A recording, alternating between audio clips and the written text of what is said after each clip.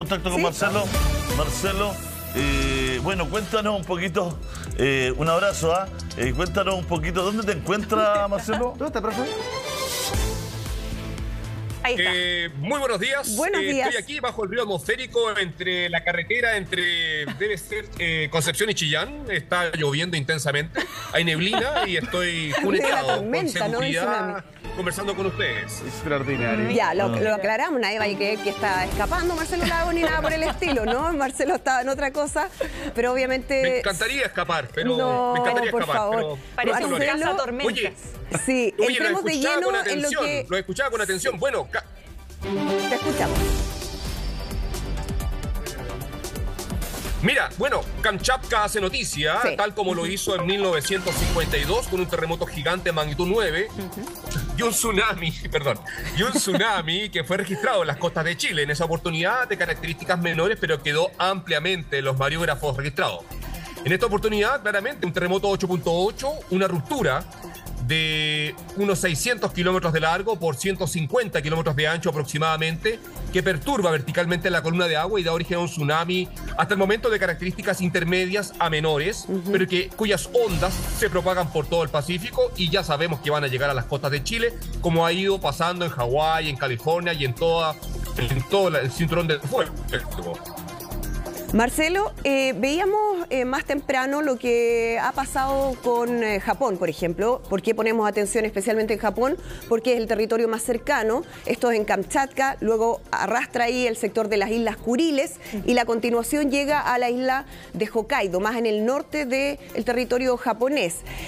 Uno hubiese pensado que ese iba a ser el lugar donde iban a tener la mayor afectación de este tsunami. Sin embargo, no ha sido de la magnitud que en algún momento se temió. ¿Eso significa que baja el riesgo también para todos los demás países que están en estos momentos en alerta o no necesariamente? En parte sí y en parte no, porque más que el tsunami, en rigor el riesgo deriva de los niveles de precariedad, de vulnerabilidad, que son elementos sociales que explican qué tan destructivo puede ser un tsunami.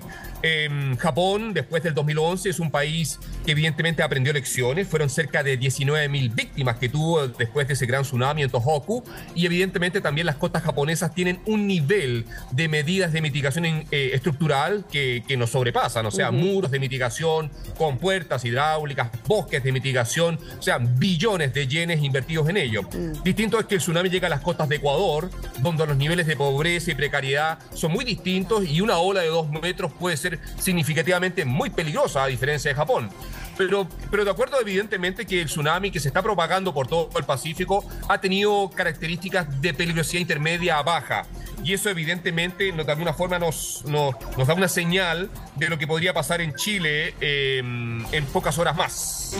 Marcelo, yo creo que es relevante para la gente el nivel de daño que puede ocasionar una ola mediana. O una ola baja, porque la verdad es que empezamos una discusión bien estéril del porte de la ola, pero es importante saber, una ola por pequeña que sea, qué daño puede provocar, cuáles son sus características para que la gente entienda por qué no es clase, por qué está evacuando algunos sectores, por qué hemos tomado estas decisiones como país. Bueno, primero que todo, acá el tamaño no importa. Probablemente has escuchado eso antes. En la práctica, a lo que quiero llegar es de que cuando hablamos de la altura de una ola de tsunami, depende de dónde lo estás viendo, situadamente. ¿Lo estás viendo desde el peligro para una obra, no sé, de concreto reforzado o para una niñez? ¿Para un ser humano? Para un ser humano, un tsunami de 2 metros es mortal. No necesitas un tsunami de 30 metros. Un tsunami, una columna de agua sobre el terreno superior a 2 metros es de peligrosidad alta. Eres arrastrado por el flujo, golpeado por escombros y puedes morir. A diferencia, una estructura de ladrillo o concreto reforzado, 2 metros no le va a hacer nada. Pero acá no estamos preocupados de la infraestructura expuesta, estamos preocupados de la vida de las personas y por ello, evidentemente, Chile, un país con experiencia, en los últimos 15 años, claramente, inmediatamente implementa medidas de prevención, precautorias, de evacuación, ante la incertidumbre también, porque cuando te dicen de 1 a 3 metros, No es la típica ola de viento. Recuerden ustedes que esta es una ola de tsunami y con 50 centímetros de columna de agua sobre el terreno tú puedes ser arrastrado sin ningún problema. Los parámetros hidrodinámicos de peligrosidad no tienen nada que ver con esa olita de playa que tú capeaste el verano y que te dejó el calzoncillo con arena. Eso es importante, Marcelo, porque a veces la gente baja la percepción de riesgo cuando ve una ola más pequeñita, pero esa ola pequeñita puede ser bien dañina si tiene mucha fuerza, si hay corrientes asociadas, ¿no? O sea, hay varios factores que hay que considerar y por eso es tan importante seguir, en este caso, al pie de la letra, las órdenes de evacuación que haya vigentes. Sí. ¿Cómo llegue? Totalmente, hay que tener en cuenta... Perdón, dale. Perdón, Marcelo, es que yo siento que es muy importante saber cómo va a llegar esta ola a las 9 de la mañana, 9:15 a Rapa Nui, porque sabiendo cómo golpea Rapa Nui es cómo podría comportarse en nuestras costas. La verdad es que no necesariamente, porque la isla de Rapa Nui es una isla volcánica que no tiene una plataforma continental como la que tiene Chile y por lo tanto los niveles de energía que se van a manifestar en la isla son más bien diferenciados. Evidentemente un tsunami, una vez que se propaga por el océano, pierde muy poca energía. La verdad es que la energía se adapta a la columna de agua y un tsunami en el Pacífico fácilmente alcanza más de 700 kilómetros por hora en su propagación y recién cuando va llegando a la costa comienza a perder algo de energía, pero es muy marginal. Por lo tanto... Rapa Nui es un buen referente para ver sus niveles de peligrosidad, pero no se puede comparar con la plataforma continental que tenemos en Chile que nos ayuda a quitar algo de energía a esa onda que sí o sí va a llegar.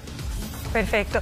Lo otro que me llama la atención, Marcelo, es cómo es la dinámica en Rusia. Sabemos que Rusia es una zona que es golpeada generalmente por sismos y todo eso, pero vemos que hasta el momento no tenemos reportes de muertos, por ejemplo.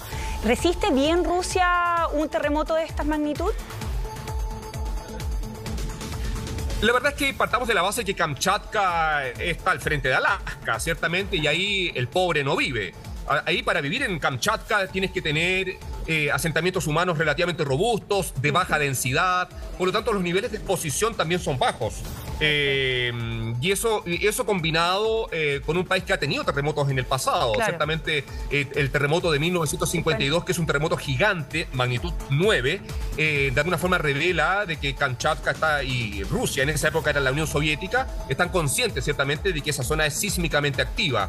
Por lo tanto, en este caso, ya que las imágenes, tantas horas transcurridas del evento no nos revelan daño estructural sustantivo, de alguna forma eso indica varias cosas. Por una parte, que es una sociedad que tiene una infraestructura capaz de soportar ese nivel de esfuerzos, y segundo, que los niveles de exposición en las zonas costeras bajas no son altos y por eso no se ve un daño significativo en términos de inundación.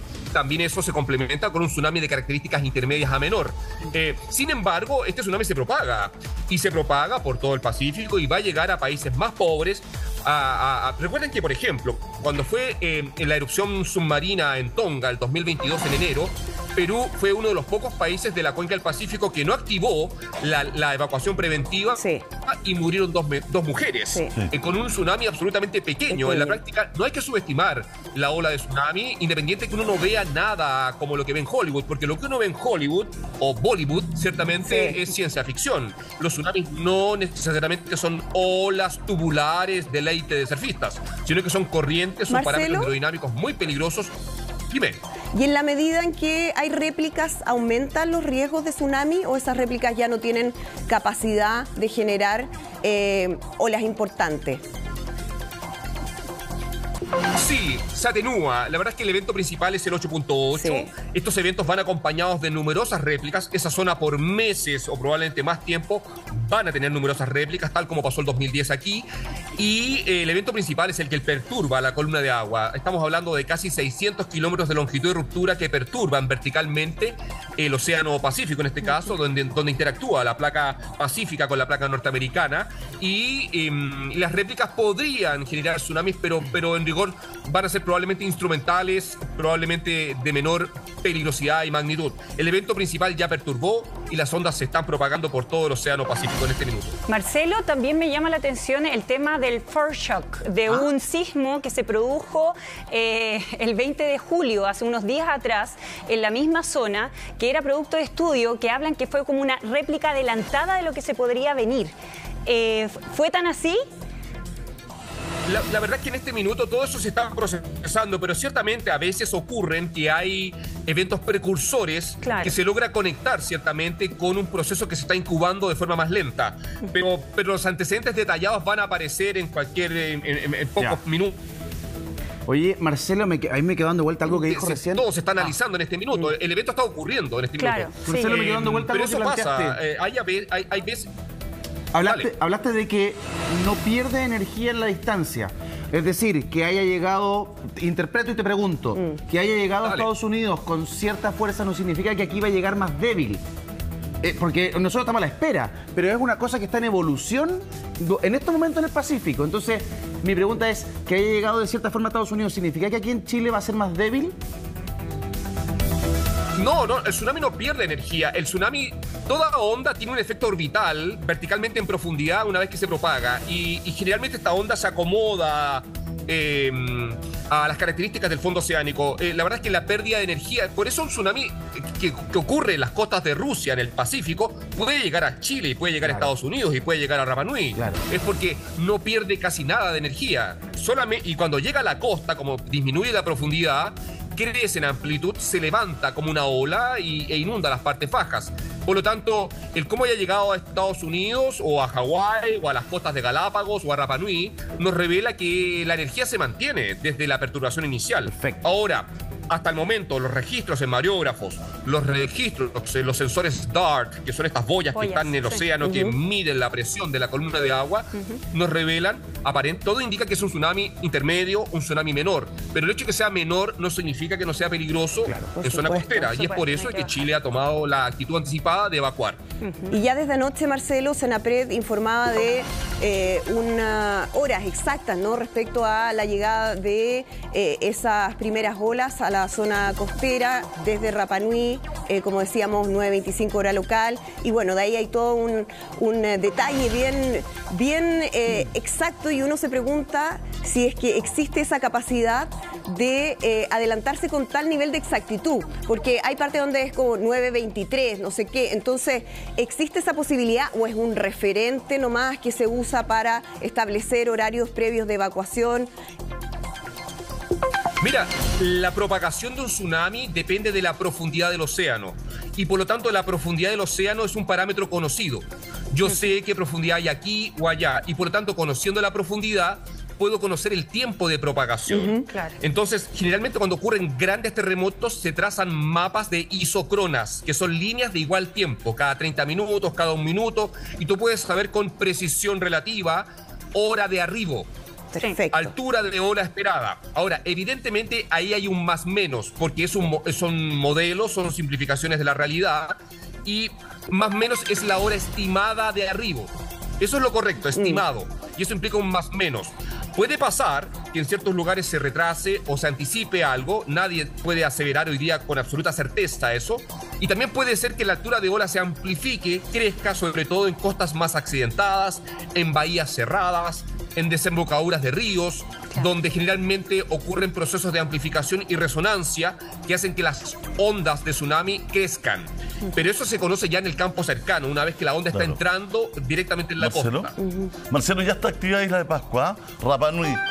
Está activa, tenemos información, tenemos imágenes. Atención, por sismo magnitud 8.8 en Rusia. Cho establece alerta de tsunami para Isla de Pascua. Se solicita a las personas dirigirse a zona segura. Senapred activó mensajería SAE, actúa con calma y acata las indicaciones de la autoridad y los equipos de respuesta.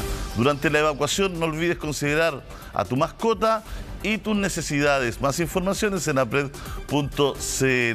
Y nos informan que ya sonaron las alarmas en Rapa Nui, ya sonaron las alarmas en Rapa Nui, y lo más importante es que las 9 y tanto, que es, ¿no es cierto?, la llegada de las olas a Rapa Nui, son las 11 y algo, ¿no es cierto?, 11:15. 11:25 de Chile continental. Así que cuando nuestro reloj marque las 11:25 va a estar llegando la ola, que son las 9:25 en Isla de Pascua. Exacto. Allá son las 6:20 de la mañana, pero hay mucha actividad, ¿no es cierto? Ya está la alarma. ¿Se está trabajando bien en ese sentido, Marcelo? Sí. ¿Siente esa tranquilidad? Bueno, Chile ha aprendido con sudor y sangre, ¿cierto?, en este tema del manejar y gestionar emergencias por maremotos o tsunamis. Y Rapa Nui no es la excepción. En 1575, el gran terremoto del centro-sur de Chile botó moáis por toda la isla.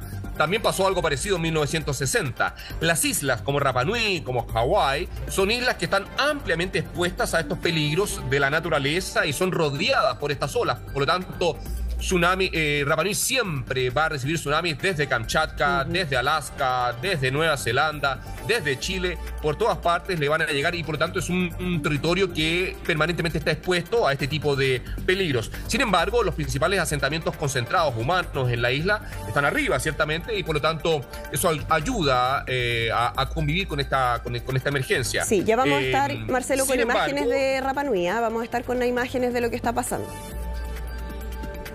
Grande, Rapa Nui, esas empanaditas de pescado que hacen allá son increíbles. Qué rico.